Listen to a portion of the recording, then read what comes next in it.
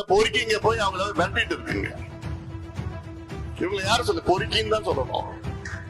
நான் பணத்தை கொடுத்தேன், ஏன் எனக்கு ஓட்டு போடல அப்படின்னு பணத்தை திருப்பி கொடுக்கு. அப்படி யாராவது போய் மிரட்டினாங்கன்னா என் தம்பிகளுக்கு என்ன செய்யணும்னு தெரியல உங்களுக்கு.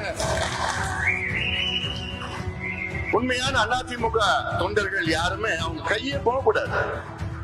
உதயசூரனுக்கு கையே எப்படி போகும்? உண்மையான தொண்டர்களுக்கு யாராவது போகுமா? 40,000 பேர் அந்த கட்சியில இருந்து திமுக ஓட்டு போட்டிருக்காங்க. இதெல்லாம் உள்ள இன்னும் நிறைய இருக்கு. அனலைஸ் பண்ணித்தான் இருக்கிறேன், நான் பண்ணிட்டு தான் இருக்கிறேன். ஆனா இது நம்ம பிரச்சனை கிடையாது, அது அவங்க பிரச்சனை. திமுக கொடுத்த பணத்துக்காக வாக்களித்திருக்கின்றார்கள். திமுக பணம் மட்டும் கொடுக்கவில்லை என்றால் இந்த தேர்தல் நியாயமாக நடந்திருந்தால் திமுக டெபாசிட்டை இழந்திருக்கும்.